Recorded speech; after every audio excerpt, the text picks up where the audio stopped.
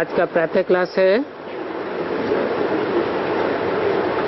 15 जुलाई 1966। Record चला है न वो हमसे जुदा होंगे न हम उनसे जुदा होंगे। मीठे मीठे बच्चों ने गीत सुना और गीत तो आशुक माशुक के ऊपर ही गाए जाते हैं। बाप समझाते हैं बरोबर तुम आधा कल्प के आशुक हो।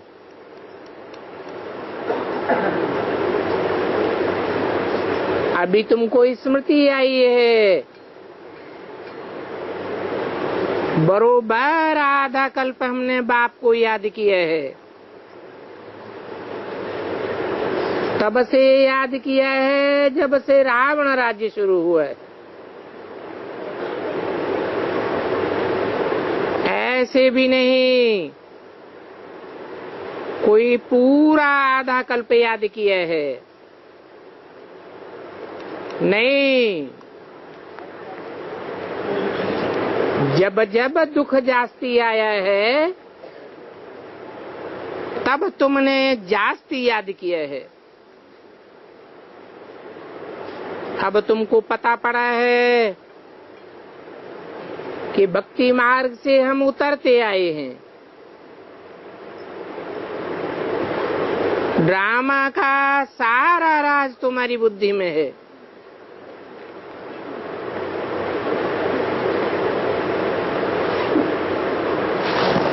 परंतु मुख से कुछ कहने का नहीं है। अभी हम तो उनके हो गए हैं, बस। इसलिए अब तुमको जास्ती ज्ञान की दरकार नहीं है।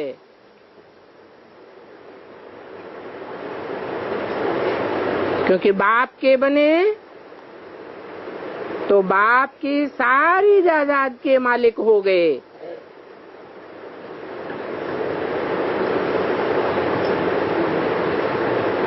जब सारी जायदाद के मालिक हो गए तो कर्मेंद्रियों से कुछ करने का नहीं है।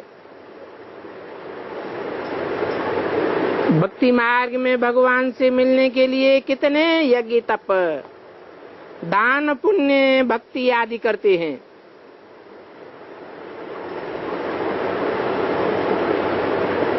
जहाँ भी जाओ तीर्थ मंदिर आदि अथाह हैं। ऐसा कोई मनुष्य नहीं है जो सारे भारत का अथवा सारे मंदिरों को घूम सके। और अगर घूमता भी है तो भी कुछ मिलता नहीं है। घंटे घड़ियाल आदि कितना घमासान मचाते रहते हैं।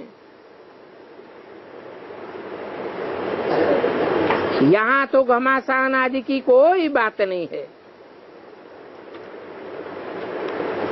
न गीत गाने की दरकार है न तालियां बजाने की बात है। मनुष्य तो दुनिया में क्या क्या नहीं करते रहते हैं। वहां तो अथाह कर्म कांड हैं और यहाँ तो सिर्फ तुम बच्चों को याद करना है। याद के सिवाय और कुछ भी नहीं करना है। घर में रहते सब कुछ करते हुए सिर्फ बाप को याद करना है। तुम जानते हो अभी हम देवता बनने वाले हैं। देवता बनने वाले हैं और यहाँ ही दैवी गुण धारण करने हैं। तो तुम्हारा खान पान आदि शुद्ध होना चाहिए।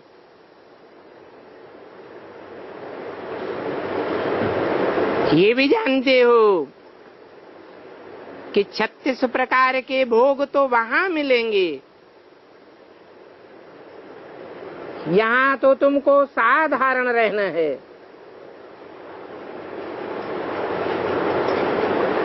ना बहुत ऊंच और ना बहुत नीच,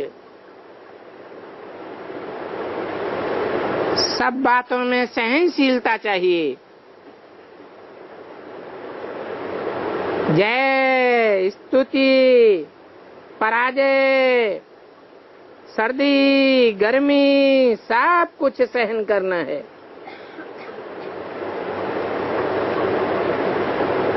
क्योंकि समय ही ऐसा है।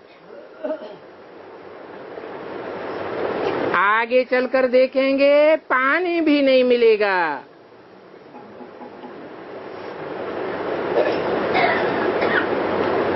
सूर्य अपनी तपत दिखाएगा।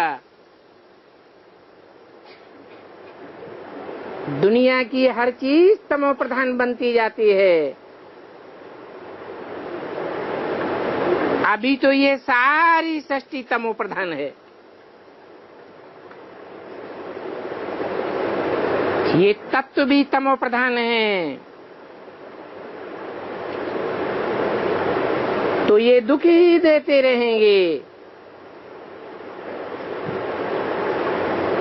कोई बच्चे हैं जो स्तुति निंदा में झट गिर पड़ते हैं। किसी ने उल्टा सुल्टा किसी को सुनाया, क्योंकि आजकल बातों की बनावट बहुत है। कोई ने कुछ कहा, तुम्हारे लिए कहा, तो बाबा कहते हैं कि इनको देह अभिमान है।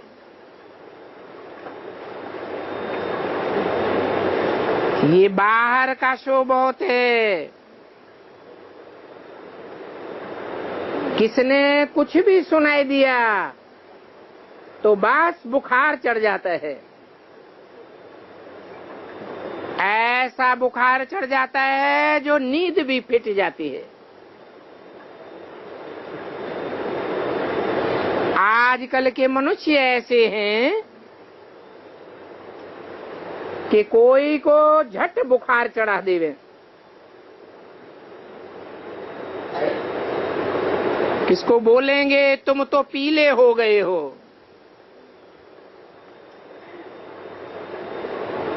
तुमको इतनी गलान लग गई है,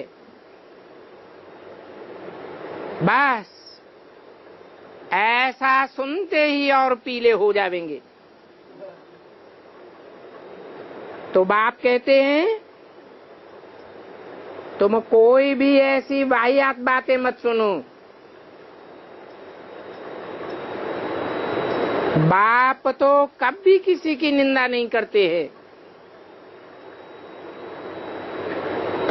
क्योंकि बाप तो समझाने के लिए ही कहते हैं। उल्टी सुल्टी बातें सुनाने से अच्छे अच्छे बच्चे भी गिर पड़ते हैं। पेटर बन करके वाहियात बातें एक दो को जा करके सुनावेंगे। ऐसी झूठी बातें बनाना और सीखना हो तो व्यास भगवान से सीखो। क्या क्या शास्त्रों में बैठ लिखा है और कितने झूठ बोले हैं। जब माया का राज्य शुरू हुआ है तो ऐसे ऐसे शास्त्र बैठ बनाए हैं जिन शास्त्रों से फायदा कुछ भी नहीं। कितनी कथा कहानियां बैठ बनाई है। अब तुम बच्चे तो समझते हो कि ये कथा कहानियां सब झूठी हैं, इनमें सच की रत्ती भी नहीं है। मनुष्य तो जो कुछ सुनते हैं सत्य सत्य कहते रहते, और सुनते सुनते बहुत खुश होते रहते हैं। कृष्ण के ऊपर भी कितने कलंक लगाए हैं।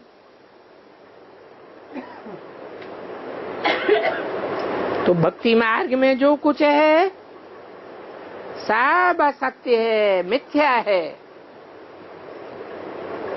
अभी तुमको तो ज्ञान मिला है, तो तुम्हारे मुख से कब हाय राम नहीं निकलना चाहिए। तुम तो हे भगवान भी नहीं कह सकते। ये अक्षर भी भक्ति मार्ग के हैं।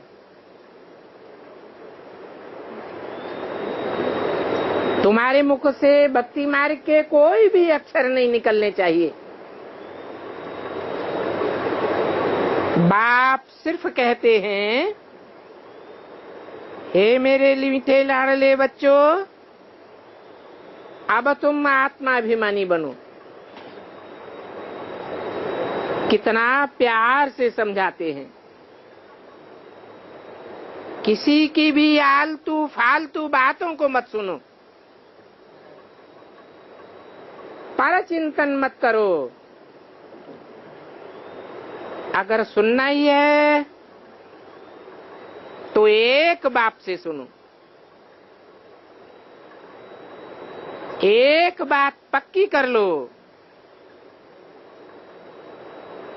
कि हम आत्मा हैं और ये आत्मा अविनाशी है। ये शरीर तो विनाशी है। ये आत्मा ही संस्कार धारण करती है। तो अब तुम सबको आत्माभिमानी बनना है। द्वापर में रावण राज्य में तुम देह अभिमानी बनते हो। आधा कल्प देह अभिमानी बने हो। इसलिए अब एक जन्म में आत्माभिमानी बनने में तुमको बड़ी मेहनत लगती है। घड़ी घड़ी बुद्धि में ये आना चाहिए कि अभी इस जन्म में हमको बेहद का बाप मिला है। बाप आकर हमको कल्प कल्प का वर्षा देते हैं। तो अब ऐसे बाप की मत पर चलना है। उनके लिए ही गायन है, तुम माता पिता हम बालक तेरे। इन ब्रह्मा के लिए ये गायन नहीं है, न इनके लिए गायन है और न उन धर्म पिताओं के लिए गायन है। तुम मात पिता हम बालक तेरे। वो सब संबंधों का सुख देने वाला बाप है। उसमें सब प्रकार के मिनरल्स भरे हुए हैं। बाकी तो और सब संबंधी दुख देने वाले हैं। एक ही ये बाप है जो सारी दुनिया को सुख देने वाला है। तो बाप रास्ता बहुत सहज बतलाते हैं कि अपन को आत्मा समझ बुझ बाप को याद करो। बाप समझाते हैं ये कोई नई बात भी नहीं है। 1566 की वाणी का दूसरा पेज। तुम जानते हो, हर 5000 वर्ष के बाद हम ऐसे बाप के पास आते हैं। हमारा बाप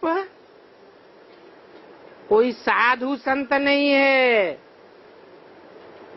पक्का गृहस्थी है और बेहद का गृहस्थी है। इसलिए अभी तुम कोई भी साधु संत महात्मा के पास नहीं जाते हो। बाकी हाँ, बाप कहते हैं प्रवृत्ति मार्ग के इन संबंधियों से तोड़ निभानी है। अगर तोड़ नहीं निभावेंगे तो और ही किटपिट बढ़ती जाएगी। तो युक्ति से चलना है, बैलेंस में रहना है, प्यार से हर एक को समझाना है। कोई के सामने तुर्स आंख नहीं करनी है, समझाना है कि देखो अब विनाश का समय चल रहा है। 70-72 साल पहले न बाप आया था नई दुनिया की स्थापना करने, और न इस दुनिया के विनाश का सामान एटम बम तैयार हुआ था। नाम निशान भी नहीं था। अब ये आसुरी दुनिया खत्म होनी है। अभी आपको देवता बनना है। तो यहाँ ही दैवी गुण धारण करने हैं। बड़े प्यार से एक एक को समझाना चाहिए। बोलो, देवताएं प्याज बसर आदि नहीं खाते हैं। हम भी मनुष्य से देवता बनते हैं, तो हम ऐसा गंध कैसे खा सकते हैं? तुमको भी बाप राय देते हैं कि तुम इन भाई चीजों को छोड़ दो। हम भी ऐसी चीजें नहीं खाते हैं। अब हमको बेहद का बाप दैवी गुण सिखाने वाला मिला है। तो सर्वगुण संपन्न 16 कला संपूर्ण यहाँ ही बनना है। यहाँ बढ़ेंगे तब फिर नई भविष्य दुनिया में भी जावेंगे। ये सब ऐसे ही होता है, जैसे रात पूरी होती है तो दिन शुरू होता है। तो अब रात पूरी हो, दिन आने वाला है। अभी रात के अंतिम प्रहर में तुमको दैवी गुण धारण करने हैं। दैवी गुण धारण करेंगे तो फिर सुबह हो जाएगी। अपने आप ही हर एक को अपनी परीक्षा लेनी है कि हमने कहाँ तक दैवी गुण धारण किए हैं।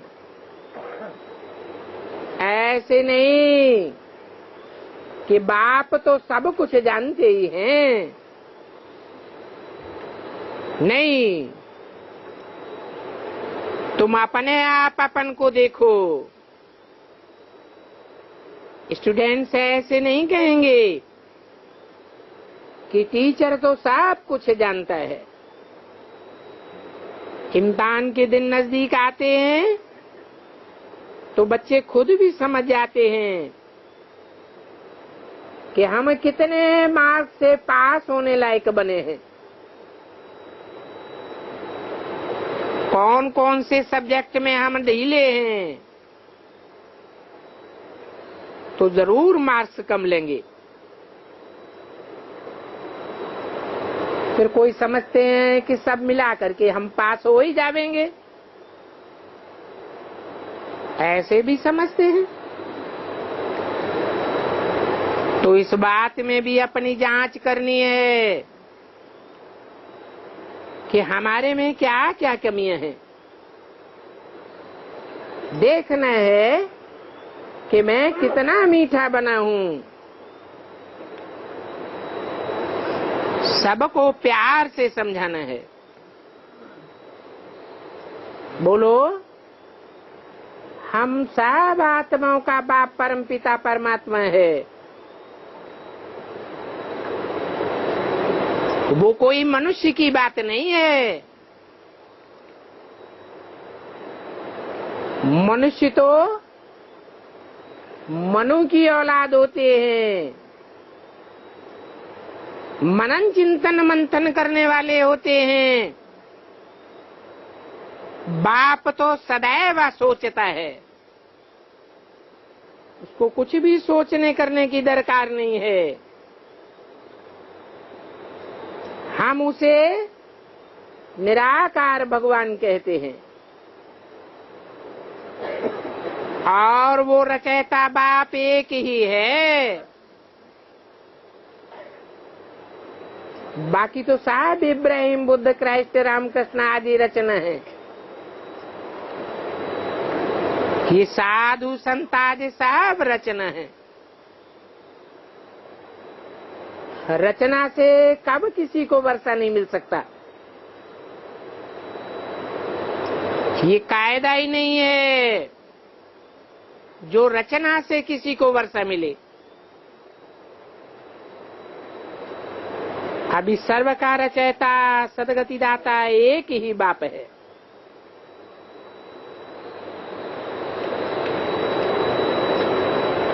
उसमें साधु संत महात्मा सब आ जाते हैं।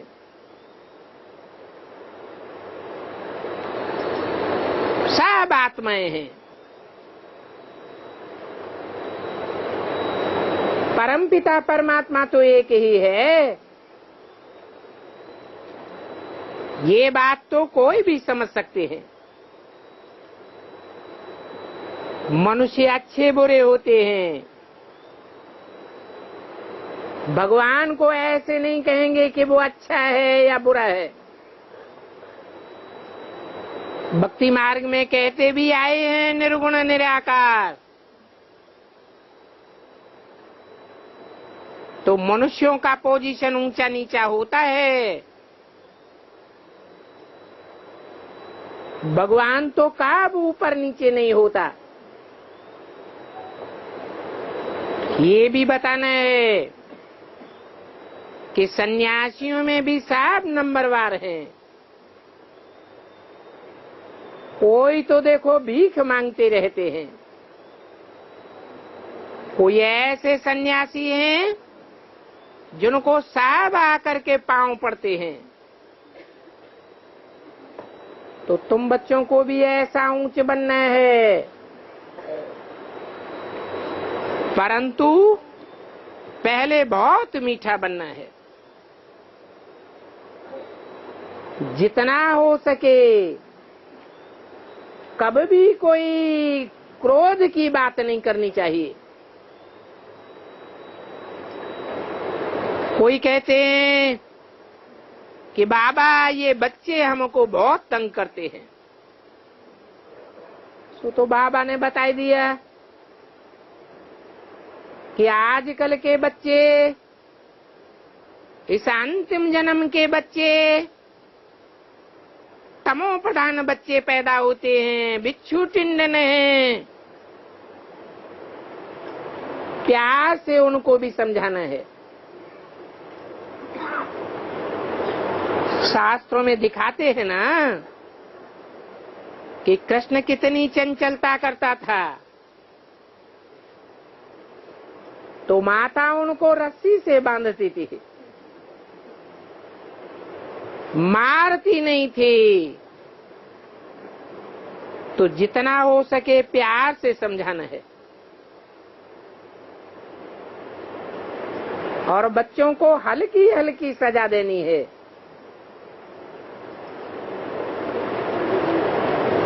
बच्चे तो बुद्धू होते हैं, बेचारे अबोध हैं, तो उनको बहुत मीठा मीठा समझाना चाहिए। अभी तो समय भी ऐसा है,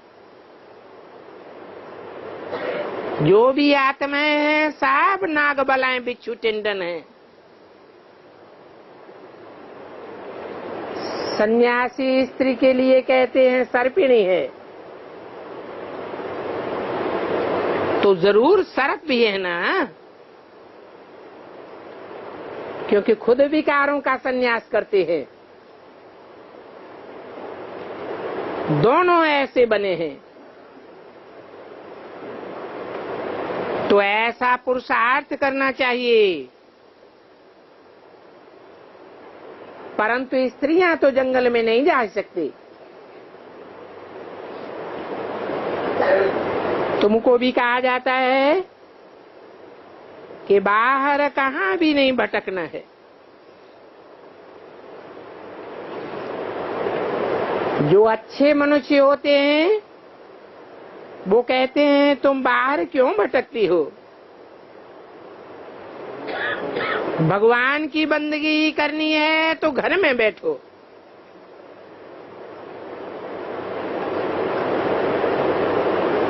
हम शिव का चरित्र तुमको देते हैं तो तुम शिव पुराण बैठ पढ़ो, बाहर में क्यों जाती हो।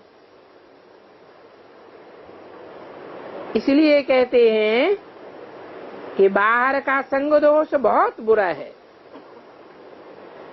अब कहते तो राइट हैं, तुमको भी चित्र दे देते हैं। कहते हैं जितनी पूजा करनी है घर में बैठ करो। कोई तो पूजा करने के लिए ठिक्कर बित्तर की मूर्ति बनाए देते हैं। कोई साहूकार होते हैं तो चांदी और सोने की मूर्ति भी बनाए देते हैं। बहुत साहूकार होगा तो सोने में हीरा जड़ित कर देगा। साहूकार लोग ऐसे सोने के चित्र बनाए घर में रखते हैं। अभी बेहद का बाप कहते हैं तुमको तो मूर्ति आज रखने की कोई दरकार नहीं, वो मूर्ति तो जड़ होती है। तुमको तो चैतन्य में बाप मिला है, तो तुमको कोई भी मेहनत आदि करने की दरकार नहीं है। तुम शिव का जड़ चित्र भी क्यों रखते हो, वो तो तुम्हारी चैतन्य आत्मा का बाप है। जड़ की तो बात ही नहीं। तो जो बच्चे हैं वो बाप के बच्चे घर में जड़ चित्र क्यों रखेंगे। जड़ चित्र की पूजा तो भक्ति मार्ग में होती है। अभी तुम तो जानते हो कि हमारा बाप तो हाजरा हुजूर है। याद किया और हाजिर। तो बाप कहते हैं मैं हाजरा हुजूर हूँ, फिर चित्रों की तो दरकार ही नहीं। चित्र कैसे हाजिर होगा। तो मैं बच्चों को समझाता हूँ। बच्चे कहते हैं हम बाप दादा को देखें।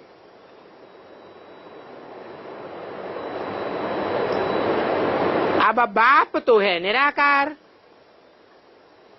दादा है साकार, तो निराकार बाप को कैसे देखेंगे। हाँ, बुद्धि से समझ सकते हैं। इसलिए कहा जाता है कि भगवान को इन आंखों से नहीं देख सकते। भगवान तो निराकार है, बुद्धि से समझा जाता है कि इनमें बाप भगवान है। बाप कहते हैं कि मैं इनमें प्रवेश कर तुमको बैठ करके नॉलेज देता हूं।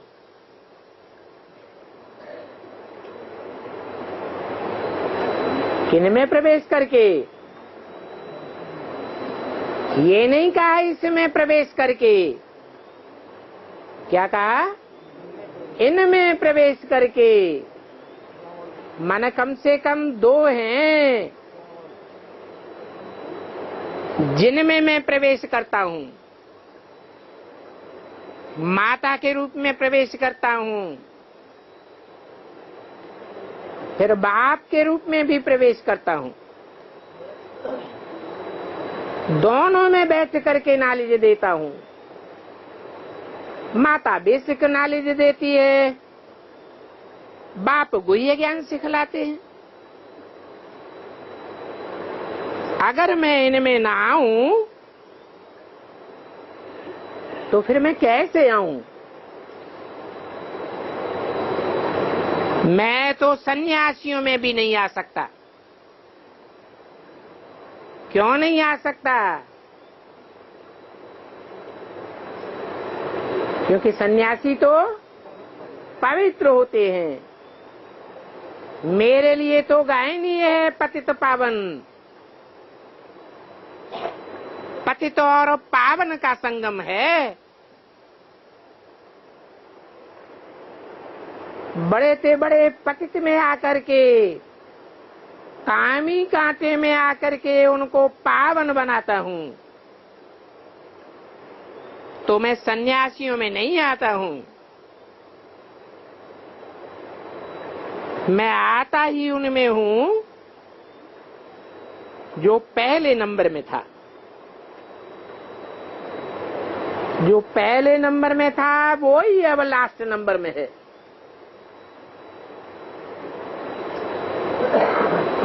तुमको भी अभी पढ़ करके फिर से पहले नंबर में जाना है।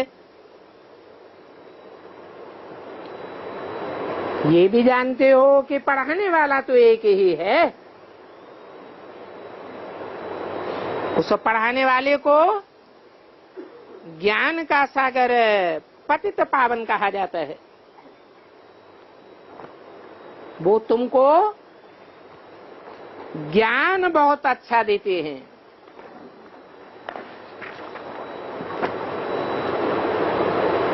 तुम जानते हो कि उनका घर है, हमारा भी घर है। उसे शांति धाम कहते हैं। 15/7/66 की वाणी का 3रा पेज, वो है शांति धाम। फिर हम जाते हैं सुखधाम। उस सुखधाम में हमारी राजधानी है।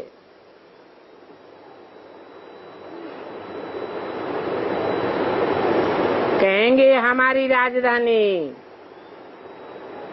यथा राजा तथा प्रजा की राजधानी। दुखधाम में रावण की बादशाही है। अभी बाप कहते हैं, मीठे बच्चे अपने शांति धाम घर को याद करो और सुखधाम को याद करो। दुखधाम के बंधनों को भूलते जाओ। इस दुखधाम में संबंध नहीं है, बंधन ही बंधन है। संबंध तो सुख के लिए होते हैं। इस दुखधाम में सुख कहां से आया? और कोई ये बात बता ही नहीं सकता।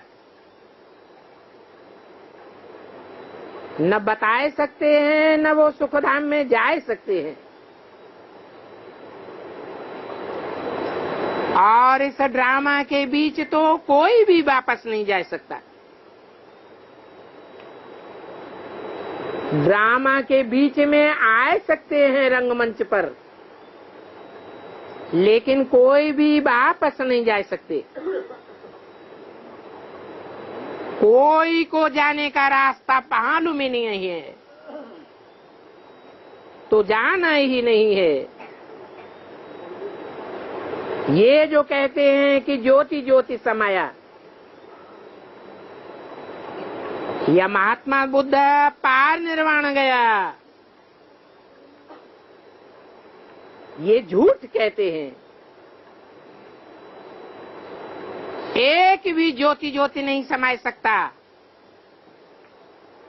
ये तो ज्ञान की ज्योति है।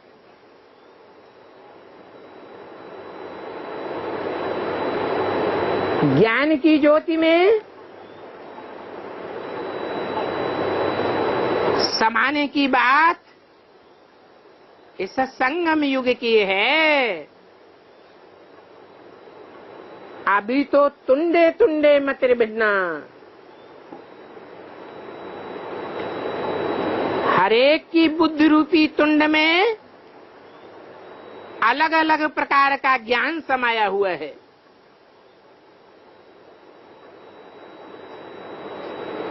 तो सबका ज्ञान रूपी ज्योति एक की ज्ञान रूपी ज्योति में मिलकर के एक ज्योति हो जाएगी। सबका बाप अथवा सबका मालिक परमात्मा ही है। परम आत्मा माना ही परमात्मा। आत्माओं के बीच में परम पार्टधारी, परम पार्टधारी हीरो पार्टधारी को कहा जाता है। सभी आशिकों का एक ही माशूक है। वो जिस्मानी आशिक माशूक होते हैं, वो एक दो को याद करते हैं। याद करते समय चित्र उनका बुद्धि में आ जाता है। जब बुद्धि में चित्र आ जाता है तो एक दो को याद करते रहेंगे, खाना भी खाते रहेंगे, याद भी करते रहेंगे। परंतु वो तो हैं एक जन्म के आशुक और माशुक। तुम तो जन्म जन्मांतर के आशुक हो और मैं तुम सब का माशुक हूँ। तो एक माशुक के तुम सब आशिक हो, 63 जन्म के आशिक हो। तो तुमको याद के सिवाय और कुछ भी नहीं करना है। सिर्फ एक बाप को याद करना है। याद करते समय क्या होता है? नाम रटते हैं क्या? आशुक माशुक एक दूसरे का नाम रटते हैं? नहीं, उनका चित्र सामने आ जाता है। ये हुई प्रैक्टिकल याद। बस उनको देखते देखते सारा काम ठहर जाता है। फिर अचानक गुम हो जाता है तो काम करने लग पड़ते हैं। परंतु इसमें ऐसे नहीं है। यहाँ तो बाप ने समझाया है, कम कार्डे दिल यार्डे। तुम्हारी आत्मा भी बिंदी है, परमात्मा भी बिंदी है, परम पिता भी बिंदी है। तो अपन को आत्मा समझ बाप को याद करना है। और इसी बात में बड़ी मेहनत है, क्योंकि कोई भी ऐसी प्रैक्टिस नहीं करते हैं जो आत्मा के साथ साथ परम पिता परमात्मा भी याद आता रहे। बच्चे समझते हैं कि आत्मा को समझना बहुत सहज है। भ्रकुटी के बीच में आत्मा रहती है, आत्मा का ज्ञान मिला अर्थात क्या? आत्मा का ज्ञान मिला माना आत्मा को रियलाइज हो जावे। आत्मा के जन्म जन्मांतर का पार्ट रियलाइज होने लगे, फिर बाकी क्या रहेगा? वो बात भी तुम्हारी बुद्धि में अब आती है। जानते हो कि हमारा बाबा यहाँ आकर बैठा है भ्रकुटी के बीच में, और इनकी भी जगह यहाँ है।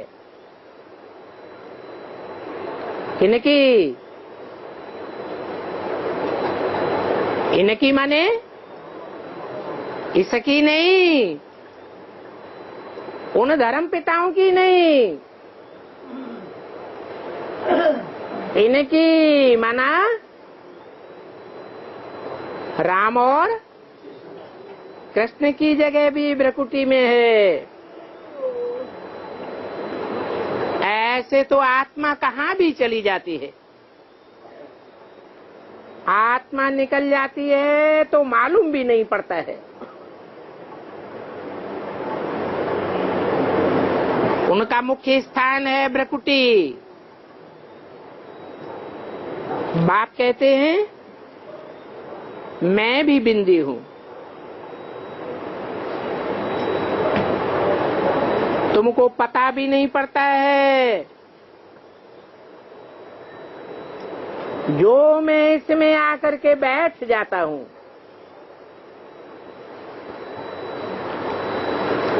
और आत्माओं का तो पता पड़ जाता है। ये तो जानते हो कि बाप बच्चों को ही समझाते हैं। तुमको जो सुनाते हैं वो हम भी सुनते हैं। ये किसने कहा है? हम माने कौन? मैं सुनता हूं ये नहीं कहा, हम भी सुनते हैं। अर्थात दो आत्माएं हैं जो पहले पहले सुनती हैं। समझानी तो बिल्कुल राइट है। जो बाप समझाते हैं बिल्कुल राइट ही समझावेंगे। मनुष्यों के तो कितने प्रकार के गपोड़े होते हैं, एक झूठ के ऊपर दूसरे झूठ बोलते ही जाते। दैवी धर्म वाले जो होंगे वो तो झट समझेंगे। ये राजधानी स्थापन हो रही है, कैसे पता चले कि ये हमारी राजधानी में आने वाला है या नहीं है? समझाते समय जो झट समझ जावे तो क्या समझना चाहिए? ये हमारी राजधानी का है, स्थापना भी है और फिर विनाश भी होगा।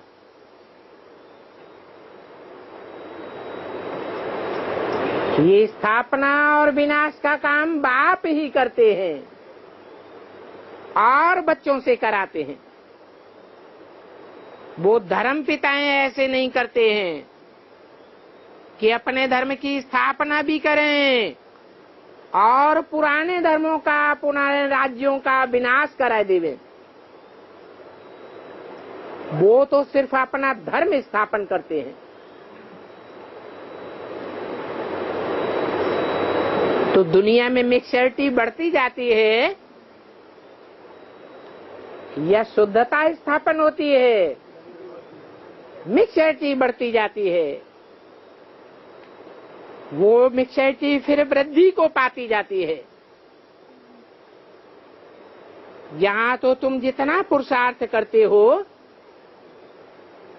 उतना तुम भविष्य में ऊंच पद पावेंगे। तुम भविष्य में 21 जन्मों के लिए प्रारब्ध पाते हो, तो कितना पुरुषार्थ करना चाहिए। और ये पुरुषार्थ है भी बहुत सहज। योग भी सहज है, जिस योग से तुम्हारे विकर्म विनाश होते हैं। किस योग से? सहज योग से विकर्म विनाश होते हैं या खींच खींच के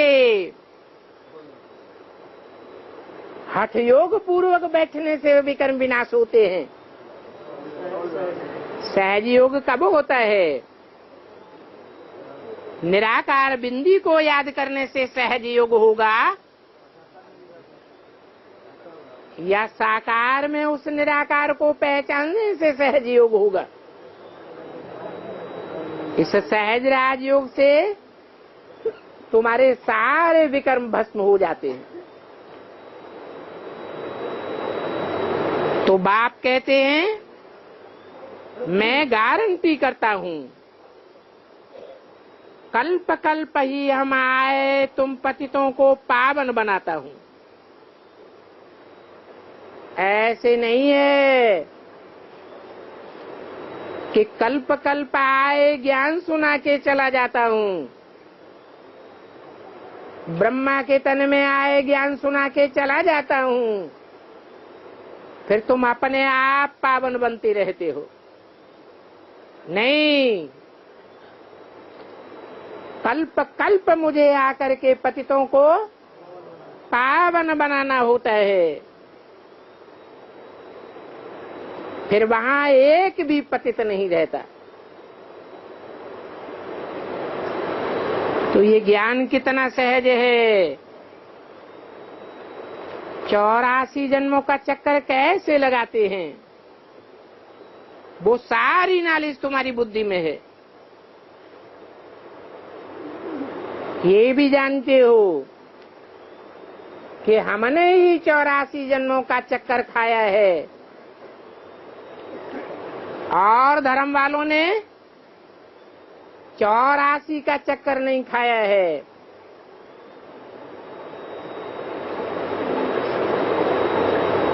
कम जन्म लेंगे परंतु 84 जन्म नहीं ले सकते। ये भी हो सकता है कि और धर्म में कन्वर्ट होने वाले स्वर्ग में आ जावें, परंतु 84 के चक्कर में नहीं आ सकते। हमने ही ऑलराउंड पार्ट बजाया है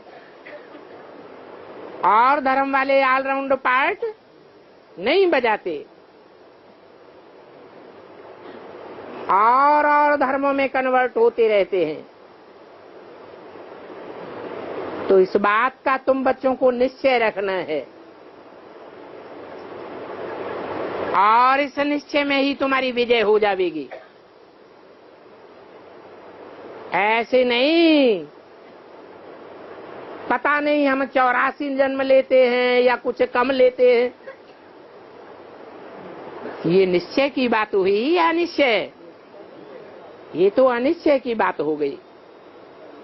जबकि तुम पक्के ब्राह्मण हो तो तुमको पक्का निश्चय होना चाहिए, बरोबर हमने 84 जन्मों का चक्र पूरा किया है। ये बहुत सहज समझानी है और बाप ही आकर के 84 जन्मों के चक्कर का राज समझाते हैं। ये भी बच्चों को समझाया है। ये सब चित्र दिव्य दृष्टि से बाप ने बनवाए हैं। बनवाए भी हैं और करेक्ट भी कराए हैं। कौन से सब चित्र है? जो माया की मत पर ढेर के ढेर चित्र बनाए गए, उन चित्रों की बात है क्या? है नहीं। जो 4 चित्र हैं, बाप ने साक्षात्कार से तैयार कराए, फिर उनका करेक्शन भी किया है। शुरू में जब बनारस में बाबा एकांत में रहते थे तो ऐसा चक्कर दीवारों पर बैठ निकालते थे, जैसे ध्यान में जिसको जो आता है वो करते हैं, वैसे हम भी उनकी सारी दीवार खराब कर देते थे। खराब कर देते थे माना एक्यूरेट चित्र निकलता था या गलत गलत चित्र बनाते रहते थे। उनकी सारी दीवारें खराब कर दी। समझता कुछ भी नहीं था कि ये क्या है। चक्कर ही चक्कर निकालता रहता था, बनाता रहता था, और फिर खुशी भी बहुत होती थी। साक्षात्कार होने से उड़ जाते थे। ये क्या होता है, कुछ भी समझ में नहीं आता था। तो समझ में नहीं आता था तो उसे ज्ञान कहेंगे या अज्ञान कहेंगे? भक्ति कहेंगे या ज्ञान मार्ग कहेंगे? नहीं समझ में आता था तो भक्ति थी। तुम तो जानते हो। आगे तो चित्र और किस्म के बनाते थे। जो चित्र पहले बनाते थे वो फिर बदल करके नए बनते गए हैं। अब भी नए नए चित्र बन रहे हैं और कल पहले मुआफिक बनते जाते हैं, ताकि बच्चे अच्छी रीति समझ जावें कि सीढ़ी का चित्र देखो कैसा अच्छा है। इस पर समझाना बहुत सहज होता है और दिन प्रतिदिन समझानी सहज होती जाएगी। देरी से आने वालों को और ही सहज समझानी मिल जाती है। तुमको तो 20-25 वर्ष लगे हैं। अब नए नए जो आते हैं 7 दिन में सारा नॉलेज समझ जाते हैं। क्या कहा है? तुमको ये नॉलेज पूरा समझने में कितने वर्ष लगे? 20-25 वर्ष लगे हैं। अब जो नए नए आते हैं वो 7 दिन में ही समझ जाते हैं और समझ करके पुरानों से भी आगे जा रहे हैं। कोई कोई कहते हैं कि हम तो देरी से आए हैं, पहले ही आ जाते तो बहुत अच्छा था। बाप कहते हैं अरे तुम ये फिक्र मत करो, आगे आते और फिर बाद में भाग जाते तो क्या होता? तो चांडाल का जन्म मिल जाता है।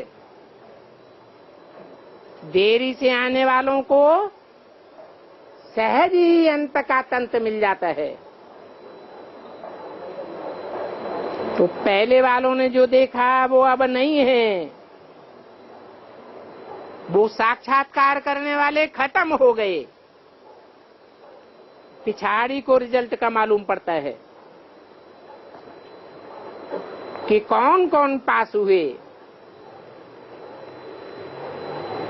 15/7/66 की वाणी का चौथा पेज। नए नए पढ़ते हैं और सर्विस पर लग जाते हैं, पुराने इतना नहीं सर्विस कर पाते। नई नई बच्चियां सर्विस से दिल पर चढ़ी रहती हैं और पुरानी दिल से उतर जाती है। कितने तो खत्म भी हो गए। इसलिए बाबा कहते हैं, महान ते महान मूर्ख देखना हो तो यहाँ देखो, और महान ते महान समझदार देखना हो तो यहाँ देखो। मधुबन की ही बात है, जिनको सर्वोत्तम ब्राह्मण कुलभूषण कहा जाता है, उनमें ही ऐसे होते हैं जो सुनंती कथंती सुनावंती और फिर भागंती हो जाते हैं। बाप को ही फारकती दे देते हैं, सजनिया साजन को डाइवोर्स दे देती हैं। बच्चे भी ऐसे बहुत होते हैं जो बाप को फारकती दे देते हैं। तो गाया हुआ है, आश्चर्यवत सुनंती कथंती भागंती। ये प्रैक्टिकल में होता है। गीता में भी कहा है ना, आश्चर्यवत कोई सुनते हैं, कोई बखान करते हैं। अभी तो तुम्हारी समझ में आता है कि कहाँ 5000 वर्षों की बात और कहाँ शास्त्रों में लाखों वर्ष लगा दिए। इसको कहा जाता है घोर अंधियारा। शास्त्रों में कितनी गपोड़े की बातें डाल दी। बाप समझाते हैं कि भक्ति मार्ग है ही दुर्गति का मार्ग। भक्त लोग समझते हैं भगवान आकर कोई न कोई रूप में मिल जाएंगे। शास्त्रों में तो ऐसी बहुत दंत कथाएं सुनाई है। माछला के रूप में आके मिलते हैं, घोड़े के रूप में आए के मिलते हैं, कछुए के रूप में आए मिलते हैं, सुअर के रूप में मिल जाएंगे। कितनी दंत कथाएं रची हैं। यहाँ तो तुम बच्चों को कोई भी तकलीफ नहीं देते हैं। यहाँ आते ही हो बाबा के पास रिफ्रेश होने के लिए। 7-8 रोज भक्ति के यहाँ बहुत अच्छे होते हैं। न कोई मित्र संबंधी, न कोई दुनियावी धंधाधोरी। सारा दिन तुमको यहाँ फुर्सत ही फुर्सत रहती है। तो किचन में भी मधुबन में बड़ी शांति रहनी चाहिए। सारा दिन शिव बाबा की याद में रहें। जैसे श्रीनाथ द्वारे में बात बिल्कुल नहीं करते हैं।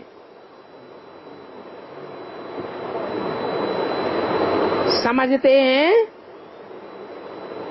कि बातचीत करेंगे तो भोग में थूक पड़ जाएगा। अभी तो देखो भक्ति मार्ग में जहाँ ऐसी भावना है, वहाँ तो पत्थर की मूर्तियां रखी हुई हैं। और तुम तो अभी चैतन्य बाप को पहचान गए हो। साक्षात भगवान आया हुआ है। अभी तुम शिव बाबा के भंडारे से सच सच खाने वाले हो और भोग भी लगाते हो। तुमको तो सदैव शिव बाबा की याद में रहना है। तो ये बात यहाँ की है। झूठ का भोग हम कैसे लगावेंगे? वो फिर भक्ति मार्ग में सारी बातें ले गए हैं। तुम तो अब ज्ञान मार्ग में मस्त हो गए हो। बाप कहते हैं ये जो अहिल्याएं हैं, अहि माने सर्प, सांप जैसी विकारी आत्माओं को लेकर आने वाले हैं। गणिकाएं हैं, भगवान के गीत गाने वाली हैं, परंतु बड़ुओं के साथ रहती हैं। उपजाएं हैं, जिनकी बैकबोन रूपी बाप दादा टूट गया है। तुमको तो बैकबोन रूपी बाप दादा मिल गया। ऐसी अहिल्याओं, गणिकाओं, कुब्जाओं का मैं उद्धार करता हूँ और साथ साथ में साधु नाम भी दे दिया है, उनका भी उद्धार करता हूँ। इसलिए बाप कहते हैं इन साधुओं आदि को भी छोड़ दो। पतित से पावन बनाने वाला मैं एक ही हूँ। ये तुमको ईश्वरीय मत मिलती है, जिससे तुम्हारी चढ़ती कला हो जाती है। कौन सी ईश्वरीय मत बताई है? अरे सुनते सुनते ही भूल गए। इन देहधारी गुरुओं को मारो गोली, ये ईश्वरीय मत है। इससे ही तुम्हारी चढ़ती कला होती है। आसुरी मत और ईश्वरीय मत में बहुत फर्क है। अभी देखो ड्रामा कैसा बना हुआ है। इतना समझाते हैं तो भी देहधारी गुरुओं में मर पड़ते हैं। आसुरी मत पर चलते चलते तुम 63 जन्म में नीचे गिरते आए हो। अब भी ऐसी ही शूटिंग करनी है। कैसी?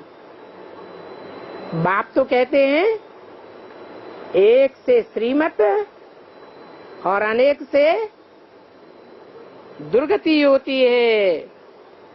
ये ईश्वरीय मत तो तुमको बहुत सहज मिल जाती है। मूल बात बाप कहते हैं अपन को आत्मा निश्चय करो, मुझे याद करो, तुम्हारे विकर्म विनाश होंगे और तुम ऊंच पद पावेंगे। किसी को भी ज्ञान समझाना बहुत सहज है, बाकी याद में निरंतर रहना, इसी में मेहनत है। 84 का चक्कर तो सबकी बुद्धि में है। इस चक्कर पर समझाने की भी प्रैक्टिस करो कि 84 का चक्कर कैसे फिरता है। सतयुग में कितने जन्म लेते हैं, त्रेता में कितने जन्म लिए। जैसे दौड़ी पहनते रहते हैं, निशान पर हाथ लगाए, फिर जो पहले आवेंगे वो रेस में आगे जावेंगे। कोई तो ठीक जोड़े ही कैलब करते हैं, अगर जोड़े नहीं होंगे तो अलग अलग दौड़ते रहेंगे। जोड़ी होगी तो तुम्हारी गाड़ी ठीक चलेगी। समान पुरुषार्थी होंगे तो गाड़ी आगे चली जाएगी।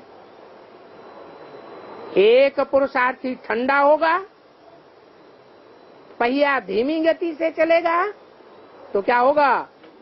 गाड़ी वहीं घूमती रहेगी, हंगामा होता रहेगा, फिर दोनों का नुकसान हो जाता है।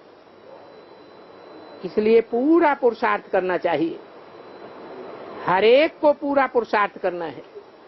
बाप से पूरा वर्षा लेना है और हर एक को अपने पांव पर खड़ा होना है। हम आत्मा बाप से योग लगाए पूरा वर्षा लेंगे अपने लिए। हीरे जैसा जन्म हर एक को करना, बनाना है, अपने पुरुषार्थ से ही बनाना है। साथ ही नहीं चलता है तो हम अपना तो बना लें, परंतु कोई की तकदीर में नहीं है तो क्या कर सकते हैं। साथ ही में ही लटक पड़ते हैं। ये निश्चय रखना है, हम हीरे जैसा जन्म कैसे बनावे। निश्चय से ही विजय होती है। वो कोई भी बाप की परवाह नहीं करते हैं।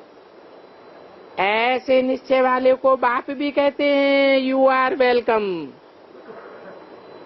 वो फिर औरों को भी उठाने का पुरुषार्थ करेंगे। तुम जानते हो गोवर्धन पर्वत को हम बच्चों ने उठाया है। हम बाबा की मदद से पत्थरों के पहाड़ को उठाए, पुरानी दुनिया को पलटाए नहीं बनाए देते हैं।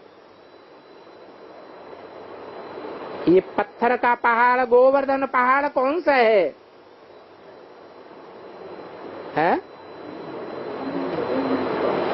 गौवर्धन, गौओं को बढ़ाने का पहाड़। कितनी गौओं का पहाड़ होता है जो पत्थर बुद्धि बन गए हैं। ऐसे पत्थर बुद्धि बन जाते हैं कि 70-75 वर्ष भी बाप समझाते हैं तो भी उल्टे हो जाते हैं। ये सब दृष्टांत तुम्हारे हैं। तुम जानते हो योग बल से हम विश्व की बादशाही लेते हैं तो जरूर वहां सब संगठन रूपी नए महल होंगे। हर चीज सतो प्रधान बनेगी। सतो प्रधान फिर सतो रजो तमो होती है तो फर्क तो बहुत हो जाता है। तुम पहले पहले सतो प्रधान बनते हो, बहुत सुख देखते हो, फिर धीरे धीरे कम हो जाता है, धीरे धीरे पुराना होता जाता है। अभी तो बहुत दुखाने हैं। मौत का बाजार लगेगा। मौत के लिए कितनी तैयारियां हो रही हैं। अंधे की औलाद अंधे कुछ भी नहीं समझते। अच्छा, माता पिता बाप दादा का याद प्यार गुड मॉर्निंग।